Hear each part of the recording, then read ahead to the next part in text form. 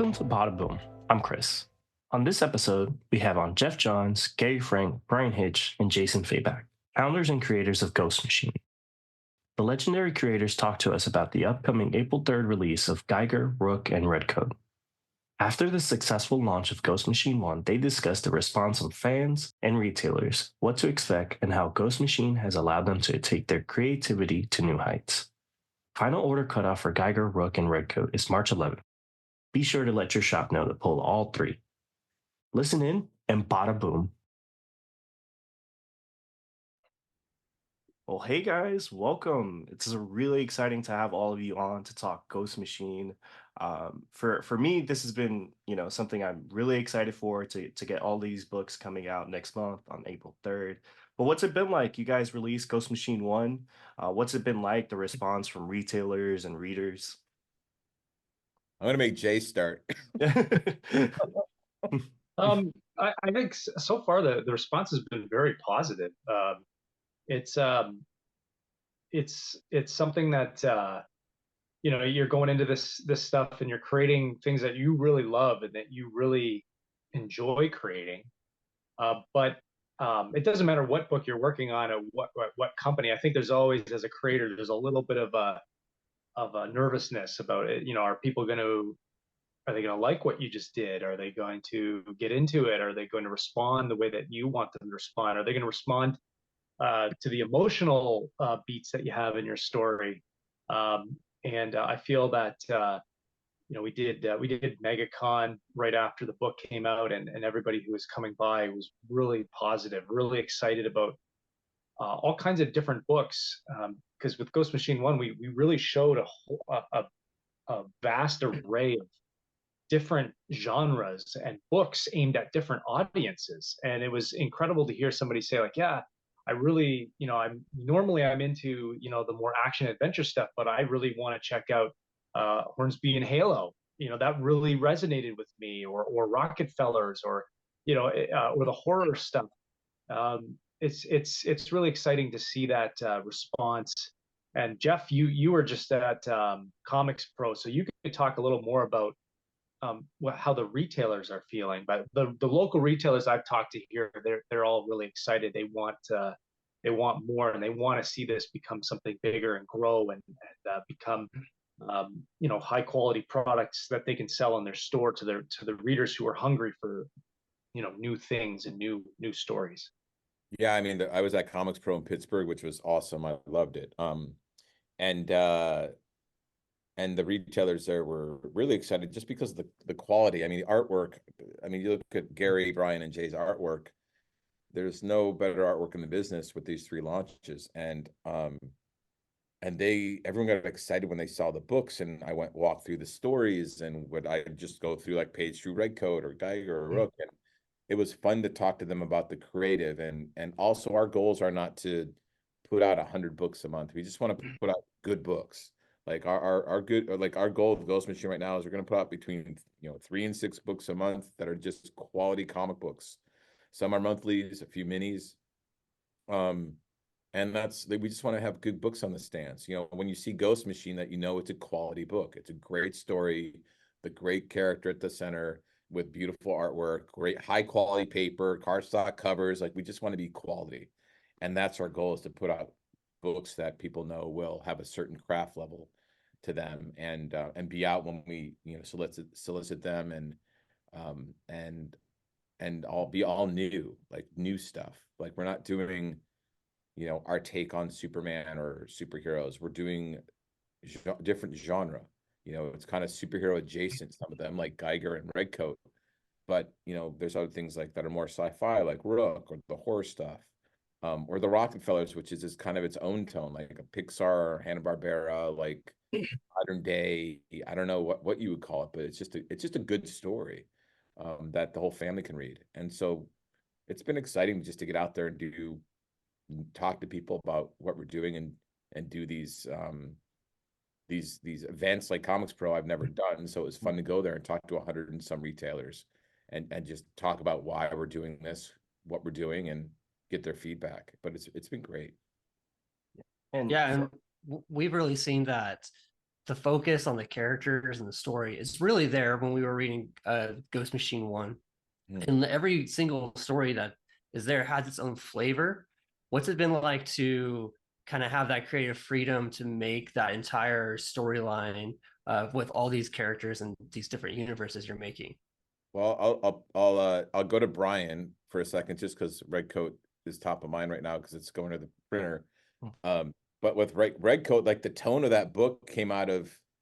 It's funny because Bryan and I, we've been talking about working together for years, and it never really happened. We had a few close calls, and now I know why it didn't happen. Is because we were supposed to do Red Coat, because this is born purely out of just conversations about some of it about just life. And you know, just being alive and trying to get through life and like trying to change and be a better person, trying to grow and learn, and how long does it take? And then ultimately just laughing a lot. Like I think, you know, the wine helps, but I think it was like it was born out of, like, for Red Coat, the tone of that book really is kind of the tone of our conversations, Bryan, in a weird way, you know. It's actually, until you said that, I hadn't realized that especially issue 1 takes place, the first story takes place mostly in the 19th century, by which point Simon's been immortal for about 115 years. And it actually hadn't occurred to me that by that point he's sort of middle-aged on his timeline, and we're a couple of older middle-aged chaps talking about, you know, looking at life in perspective and what we've learned and what we haven't learned and the things we'd still like to do, and Simon's in his middle years and still has no clue what to do with his life except ultimately kill people for food and run away a lot, and fail spectacularly to learn from any of his mistakes. Yeah, it's been fun to have different tones, because that's such a different tone than Rook or Geiger even. Your Geiger. Yeah, it's when we've said, you know, the closest analogies we've had have been Raiders of the Lost Ark or Indiana or Pirates of the Caribbean tonally, but you know, you also brought up the other day the Guy Ritchie Sherlock movies in terms of how they tackle the accuracy of history, and the fantasy of it. But that's a really good analogy, though. It's very much its own thing. We're using those really as comparative purposes, not this is what it's like. You know, this is the kind of book it is, because it's so unlike anything I've ever done before. And it's probably the hardest I've ever worked in a long time. It's quite a demanding project visually. So, but that's the fun of it, actually. The challenge is trying to discover new things about your work and things that interest you. And I mean, everybody knows I love the environments and the detail and the action, the adventure, but also the character work isn't the same as the character work I've done before. It's not the same sort of serious. It's got serious because it's genuine, it's real. The emotions are all very real, but there's a little bit more kind of underlying. I think cartoony is the wrong word, isn't it? Because it's not cartoony, and there's a dark element to this, but there's still that element of slight. There's like whimsy to it and swashbuckling. Yeah. Like there's a swashbuckling nature to it. There's almost an old school adventure to it, but with a very modern day, I think, look at people. You know, at the same time, it's. Do you remember the old Knight's Tale movie that sort of launched Heath Ledger? Yeah. That's another good kind of comparative. It's sort of modern, anachronistic, but it's still historical and big and adventurous. Yeah. But it's all very modern. Nobody's necessarily speaking an archaic language, or you know, it's because it's always a reflection on modern life, isn't it? Whatever period, so you're setting your story in. Absolutely. But you've got to bring that world to life and those people to life in a way that relates to everybody reading them today. Nobody wants to read a history lesson. Well, they might, but not in this comic. I was thinking of the old Musketeers films and just thinking like an Oliver Reed, you know, but the Donner ones, right? It wasn't Donner, was it? It was Lester, Dick Lester, yeah. Dick Lester. He would have been a great Red Coat. Oliver Reed. Yeah. A young Oliver Reed. It's such a specific kind of voice of the character that you can it just stands apart. And that jacket's so bright. That red jacket's just so bright. You see it. Geiger is interesting because Geiger, I think, is a balancing act between like we have really, I think, a heartwarming emotional moments in that book, but we also have real brutal, violent, actions in that book. And it's but there's a warmth to it. Like even in the new issue, Gary, that you just finished, that scene in the library to me between Geiger and Barney is such a sweet scene, Yeah, it's all of the stuff that you write is all has that kind of touch of humanity. Yeah. So yeah, no, it's nice. It's also this kind of is going out more easily as well, because like the first miniseries, everything was being constructed from zero, and there was kind of a lot of kind of before you draw something, you're thinking about how it's world building, but so much of the world is already built now. You kind of feel like you're just kind of adding more flesh to the bones at this point. So yeah, it's nice. You kind of where you have a feeling that you know where you are.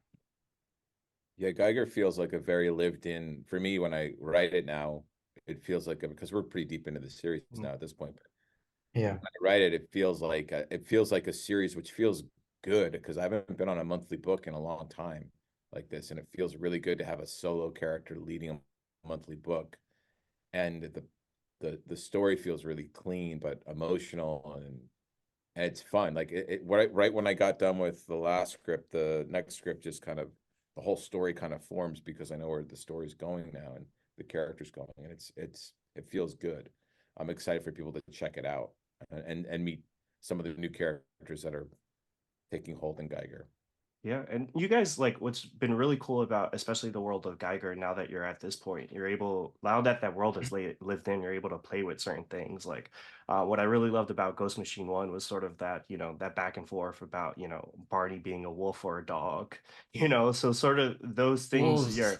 yeah, you're able to kind of like play with that. Like the audience kind of has an expectation of who these characters are. And then like something like you've been really good at, Geoff, is like legacy. So sort of like putting that history into the world, like it kind of gives Geiger that lived in world and sort of makes you excited for things like the Northerner and stuff like that. So that's been something really exciting. And what's been really cool is just seeing all of you explore different aspects of your art and creativity. We've all followed you for years. Bryan, the Ultimate Universe is back, so it kind of brings back memories of those original Ultimate books. Gary, like I have Batman Earth One behind me. Jason, Dark Side War classics. So it's been cool to see you guys all like flex different muscles. Particularly with these type of books. It's been a lot of fun, and just the 2 points you said about Geiger, because the wolf dog thing actually came out of conversation that Gary, because I kept calling him a dog, and Gary was like, he's a wolf, and so that's where that conversation came from. And the legacy aspect of it, one of the characters that's in that Ghost Machine 1 special is one of the knights, one of the nuclear knights, who's following Geiger around, and he becomes a pretty big character. In fact, he does become a big character in Geiger, the monthly book, and one of my favorite characters that I think, Gary, you and I have ever worked on, strangely. He's grown quite fond of him very quickly. And he's a bit of a legacy character because he has a legacy of these knights he was part of something that were not good, and he's trying to break away from that. So there is aspects of that. But I always love the history stuff. We have a lot of, in Rook, we've got a lot of mythology. It reminds me of Green Lantern. Rook really is like, I describe it now as Green Lantern meets Animal Man, because that's how it feels to me when we're working on it. But they all have nice, rich histories to explore through the characters. That's something I think all of us love, the world building aspect on every level, from the visuals to the emotional characters. Yeah, and with these are all brand new characters. They're all going to be coming out pretty soon for everyone to dive into. And I know from a previous interview I watched of Geoff and Gary, you guys really like to focus on those like lean in moments where you've got to kind of just have like those still images and the reader has to really think about what's actually going on inside these characters' heads. What's it been like to draw and create those moments for these brand new characters that can help listeners or readers really dive in further into these characters and their mythos? As I said just now, we're kind of there's always a humanity at the heart of all of the characters I think that Geoff creates. So you kind of have, from my point of view, when I'm getting the script, I'm kind of like thinking in terms of you know how they're reacting and trying to get them to kind of to portray those emotions in a human way, and kind of like the pauses and or the silent panels. Those are kind of useful. You don't need necessarily to fill everything with exposition and dialogue. So it's nice to kind of let readers kind of, you know, feel those beats and those reactions, you know, in silence. So I mean, I like, for me, it's, I like the idea that readers work for those things. I like the idea of making a reader think about how characters are feeling. I don't like when readers have to understand what's going on from one minute to the next. So the basic idea is make everything as clear as possible. Um take the stress and the work out of following the story, and then you kind of free up a little bit of space in the readers' minds and imagination to just kind of dwell on the people, on the characters that you're portraying. Yeah, and you did that amazingly with Junkyard Joe. I think, you know, Joe is a character that doesn't speak and obviously doesn't really have like facial expressions, but you really have those eyes where, you know, people reflect on him. And I think for me, that was definitely a story I really loved, and sort of it was great to see you sort of explore that. And that's a character I obviously love. Thanks. Yeah, I think we both love Joe, right? Yeah. Geoff, I think we both got this is a very special character for both of us. Yes, he turned into a really great character, and he'll be back. He's you'll see him in Geiger very soon. Awesome, awesome. Will we get a Junkyard Joe mini or ongoing in the future, or is that something sort of? Not sure yet. Right now he's part of the unnamed, and you'll be seeing him in the books. But as for specific titles, that's TBD. Okay, gotcha. Great character. Yeah. And then one thing I've really loved, and we talked about it sort of like every book having its own flavor. Like me and Troy both loved Hornsby and Halo, and I think that's a book that is obviously going to be something that's very unique and sort of, although it's tailored to younger audiences, it was something that I really gravitated towards. Like, have you guys explored sort of like finding ways to reach new readers in terms of like, you know, maybe schools or playing with different formats? Because I feel like that's a particular book, like if it was gotten, like if it gets to the right place, especially with kids these days, they love the supernatural. Like I don't know if you guys are familiar with like Demon Slayer or Jujutsu Kaisen. Those things are super huge, and I feel like after reading Hornsby and Halo, I was like, I gotta get this in every kid's hands somehow. So have you guys, you know, obviously it's cool to talk to you guys. Not only are you creators, but you're founders and, you know, executives at this company. So what's it been like to sort of like that strategy of kind of seeking out like new readers and bringing more people into comics? Well, it's really early for us because we're just getting books launched. But Yeah. I think one of the reasons we're doing all these tones, a big reason that we're not doing, you know, just superhero comics like everybody else, is we want to take mainstream sensibilities and artwork and storytelling, but put it on different genres and different audiences. So whether it be horror or family, and Pete, you know, Tomasi, who's writing the Rockefellers and Hornsby and Halo, he's such a great writer at that kind of stuff. Like his Superman run, his Super Sons run, his Batman and Robin run really had that family aspect to it, but still had edge and stakes. And Peter Snaberg, who's drawing Hornsby and Halo, and Francis Manapul and Rockefellers, those are just great books. Like I can't wait to read those books. That was one of the fun things about reading that one shot, is because I think all of us were like, we can't wait to read these comics. But when those books come out and we start to get them collected, I'm sure we'll be talking about like, hey, where else? You know, Simon and Schuster is our book distributor through Image, so we'll be talking to them about how do we get, you know, when the trades are ready for Rockefellers and Hornsby and Halo and Hyde Street and all these other books, how do we kind of crack into different places? Even like Geiger, Red Coat, and Rook, they all hit a different audience. If you're like I think if you like RPGs, like Rook will really appeal to you, you know. And And so that's the kind of stuff that we'll have conversations for when the trades are ready. Yeah, but I definitely believe like there's a really great audience for both or all three of Geiger, Rook, and Red Coat. I mean, I grew up watching this TV show called Liberty Kids, where it's like a retelling of American Revolution from a kid's perspective. And I'm like, oh, this is Red Coat, but for adults, and that's going to be what I'm going to be dying for it to be turned into a television series because Liberty Kids was such a good way to hook people into history from a kid's perspective when it was not legit at all, except for the only hardcore facts. And there are so many books about like, I don't know if you guys remember zoo books, but like that Rook is like that on like steroids for me as an adult. Yeah, cool. Yeah, Rook is I think the combination of animals and tech is that's why Jay, I can't wait to see this video. For everybody that's listening, if you haven't seen, there's a video that for the books on April 3rd that's on our socials, but it's really great. It introduces Rook, I think, in a pretty spectacular way of just the push and pull between nature and tech that we have today. And then just the fun of it.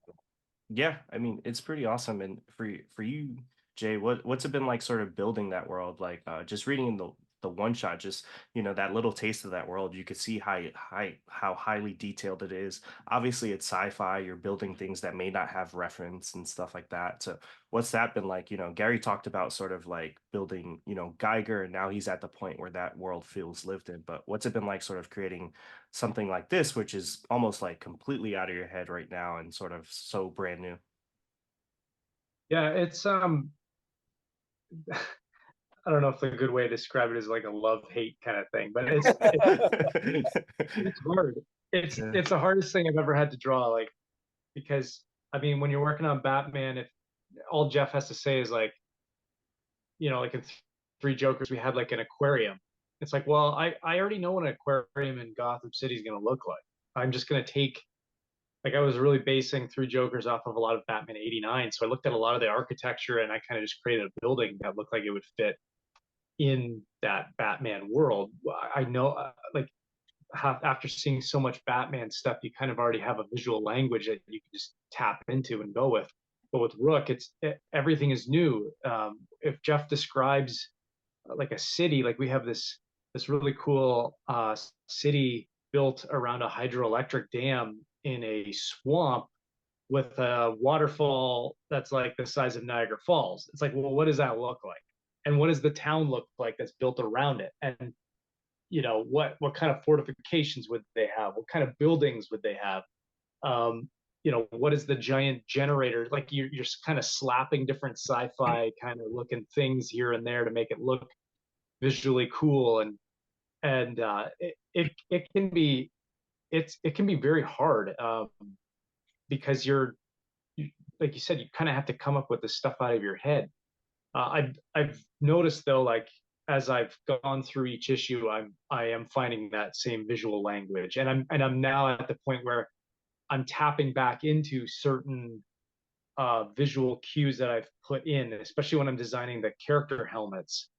When we come up with these new character ideas, there's little ideas that I'm taking from like Direwolf's helmet or Rook's helmet, and to make it look like there was one overarching like visual design element that they when whoever was designing these helmets, that they all kind of have a visual like as if they all come from the same manufacturer, and then it's playing with that idea. So maybe some characters in our world have added to their masks and made them more personalized, whereas others, they might just have the masks straight out of the factory. But there's little design visual cues that link back to our hero characters, and so that kind of stuff is now starting to come, and it's fun to play with that.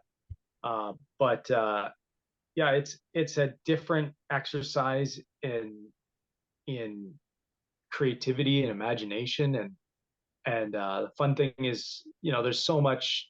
You got Google. There's so much cool concept art and visuals from other things out there that you can kind of draw inspiration from. And so I'm noticing I'm going back and I'm looking at some Mad Max stuff and some especially a lot of Star Wars stuff, and also some fantasy kind of things as well, and just tying it all together into something that I feel if you mishmash it all together, you kind of get a unique look to your world. But it's been some days it's really tough and it's a real struggle to, especially when you're trying to keep up and you're trying to design something and you need to do it quick because you got to get those pages done, but it takes time to design a building, or especially the vehicles. We got so many vehicles in this, and and that takes a while to design something that you feel has a nice shape or a silhouette to it that separates it from everything else. And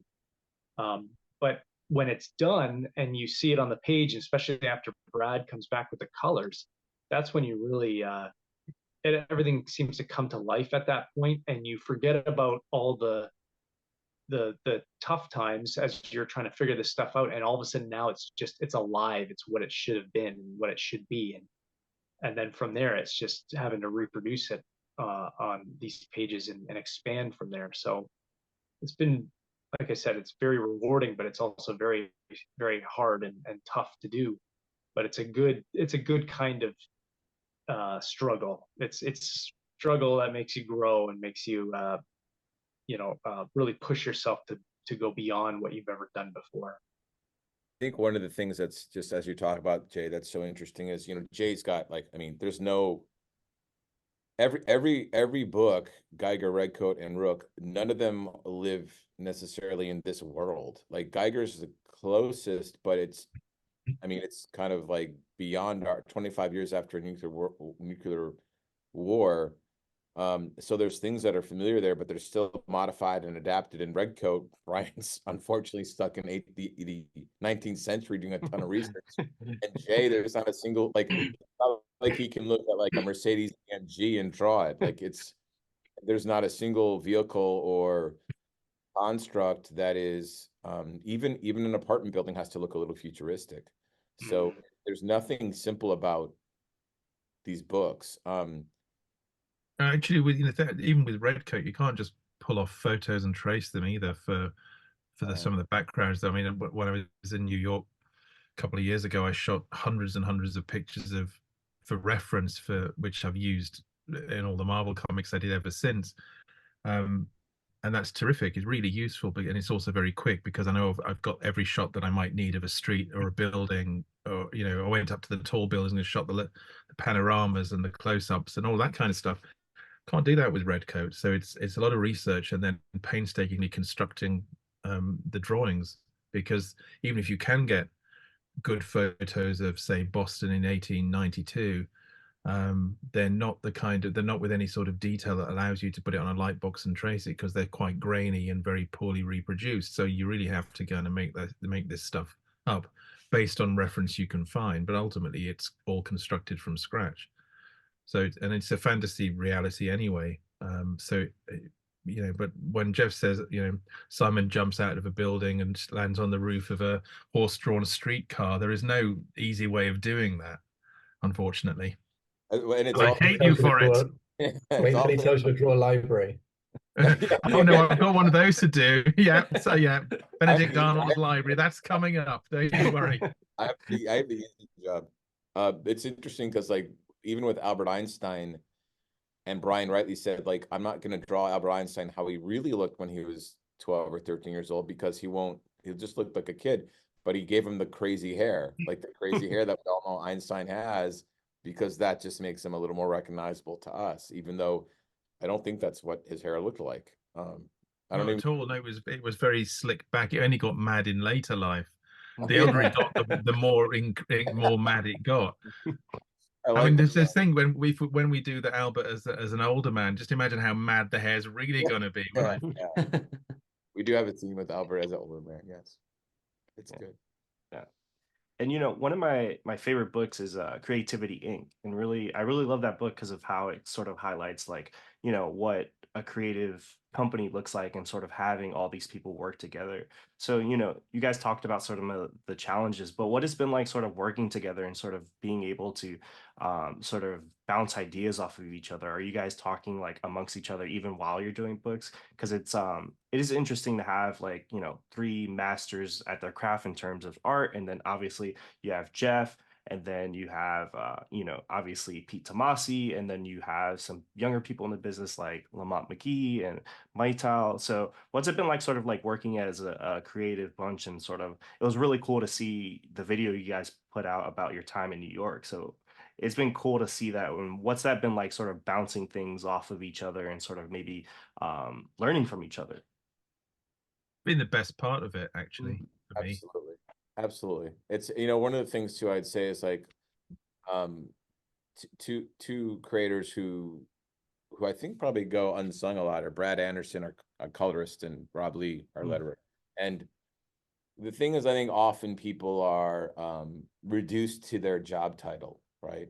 Letterer or writer and one of the things that I love about our company, and it's our company as a whole, which is awesome, is that people are unlocked.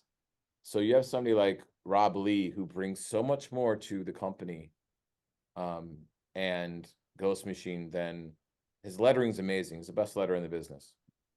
He's legendary and he does unbelievable work. And I think lettering can ruin a book. I've seen it happen. Books I've done, lettering can ruin a book. The best lettering is both invisible and visible at the same time. And it's like a little bit like cinematography. But it's beautiful work Rob does. But on top of that, Rob brings a experience. He's vast experience in different parts of this industry to the company. He's mentored Maytal at times. He's added to conversations about the company and the tone and the culture, and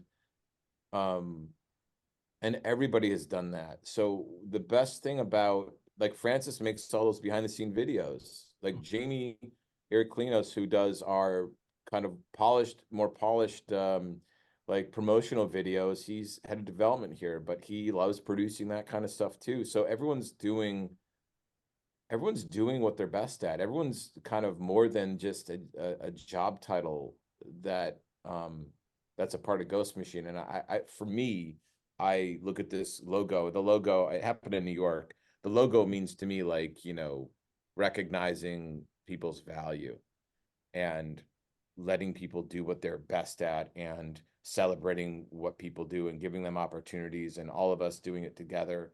And so the kind of unlocking of everyone and working together and talking and having conversations, it adds a great deal to this experience.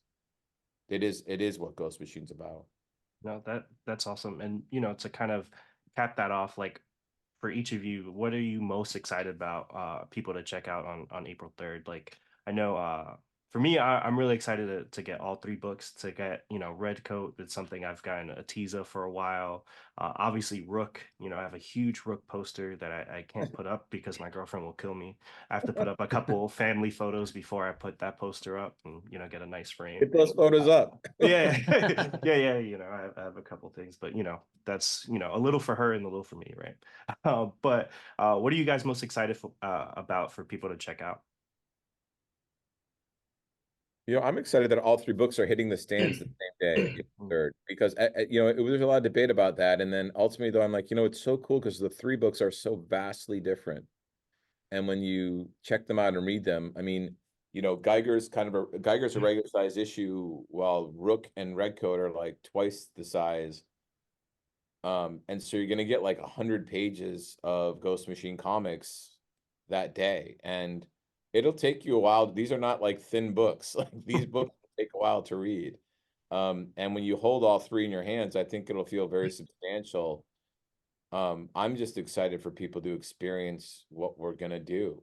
And we've been talking about it for a while. We have the Ghost Machine one-shot out. You can only do so much in 6 pages or 4 pages or even 10. And so to have our books finally out, I'm the most excited for people to experience Geiger, Red Coat, and Rook, and really get to know these characters. Yeah, I mean, Geiger obviously is already out there. People have read Geiger stuff before, but I mean, the other 2 books are new, completely new things. So I mean, I think at the end of the day, we're asking people to pick up 3 books, and it's not a huge list of books that people need to. So just check them out. There's some new stuff there. And also at the end of the day, two of those books are a really, really good deal. I mean, when you start a new series and you've got a lot of setting up to do, I guess there's two ways you can do it. You can ask that people will buy the first 3 issues and hope that they're still with you at that point, or you can do like those guys have done and just give them a huge pile of pages to read in the beginning. So yeah, hopefully people will get into that, and then they'll get that big hit and then stick with the series afterwards.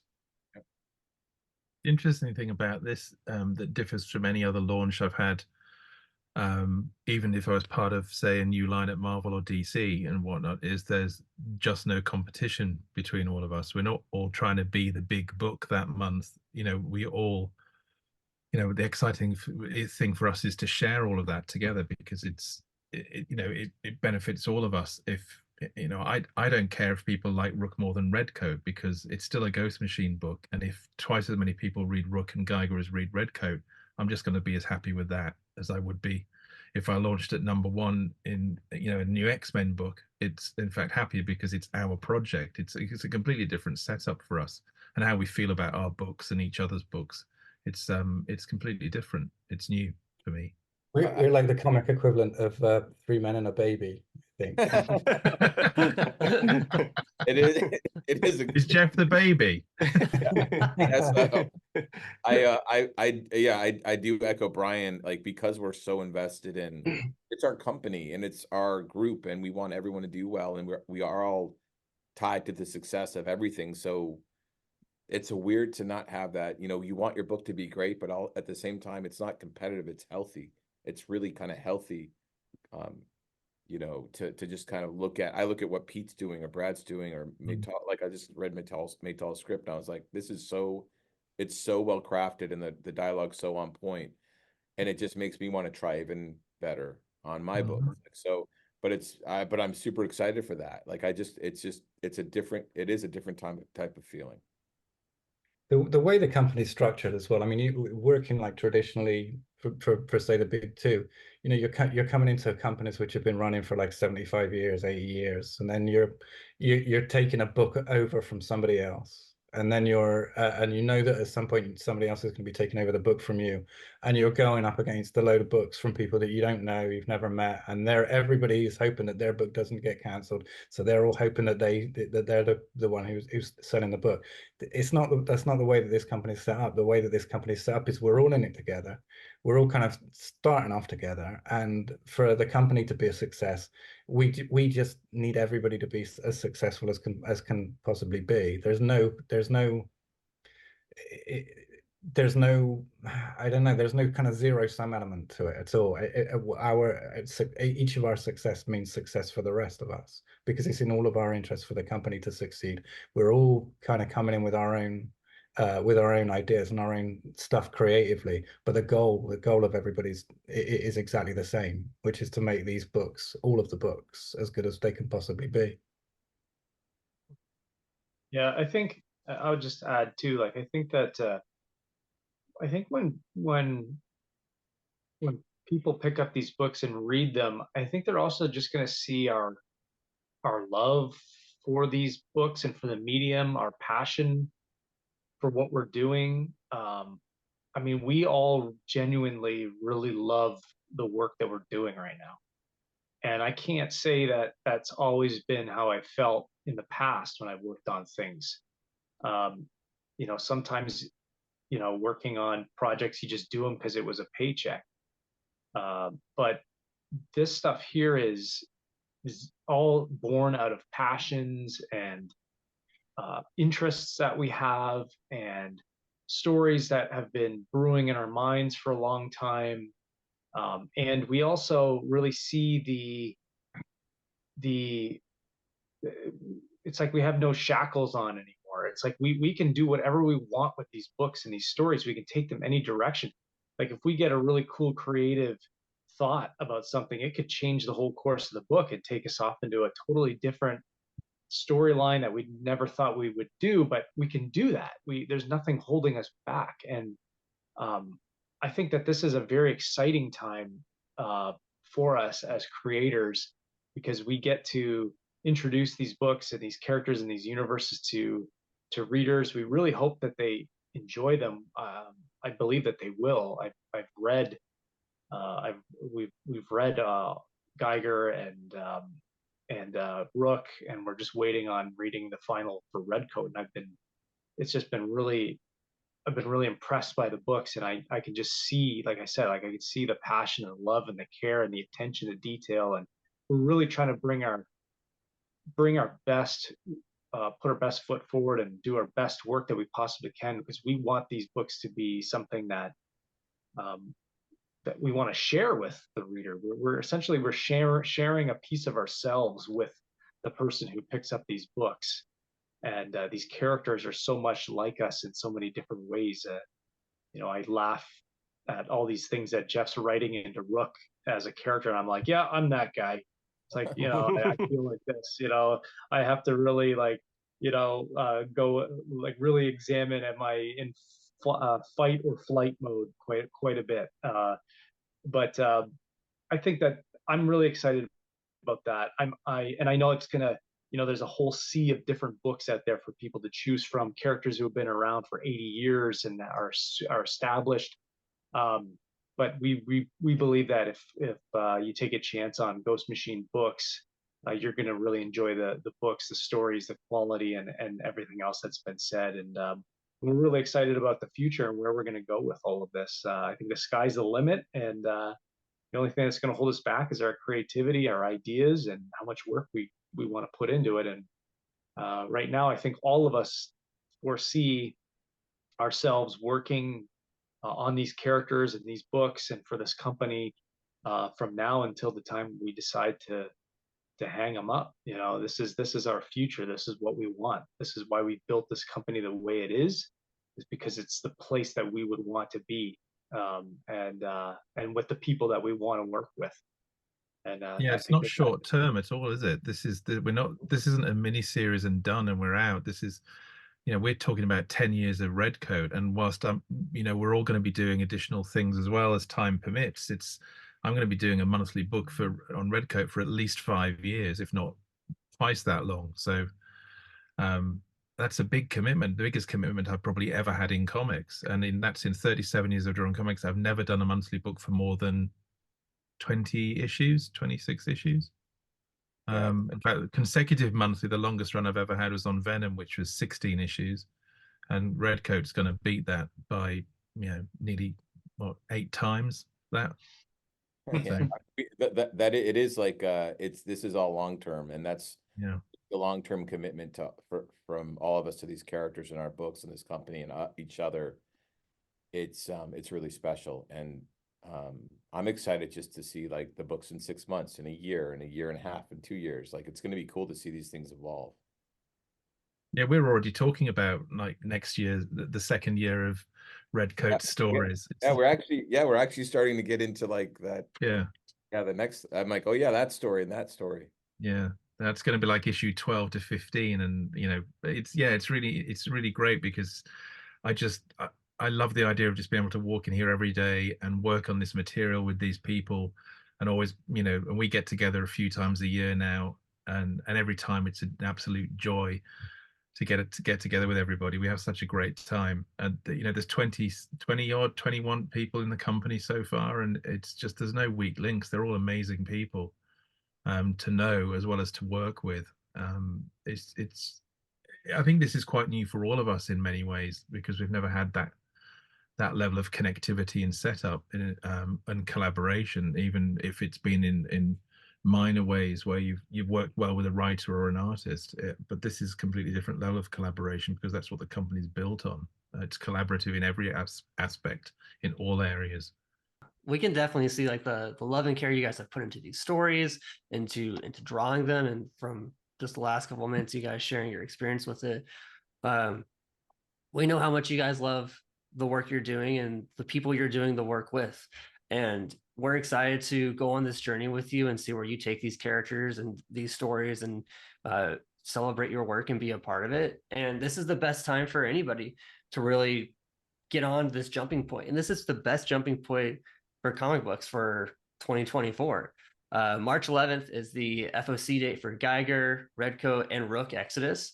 Make sure you go to your local comic book store, get these titles on your pull list because they're going to be coming out as a monthly series launching on April 3rd, which I believe we're now dubbing April 3rd as Ghost Machine Day. Right.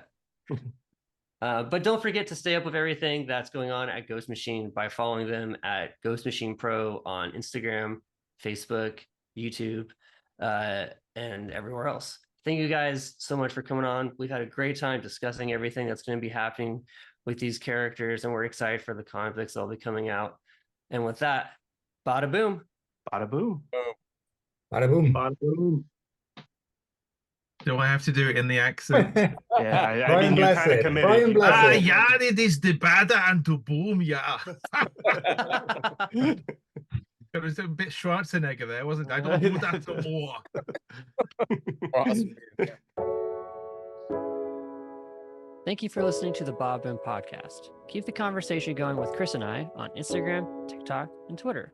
You can find us on all these places at Bob Boom Podcast. Get into the comments on our YouTube channel. Let us know what you like about the show or what you'd like to hear from us in the future. Until next time, please subscribe to us on Apple Podcasts, Spotify, or wherever you listen. Thanks for listening.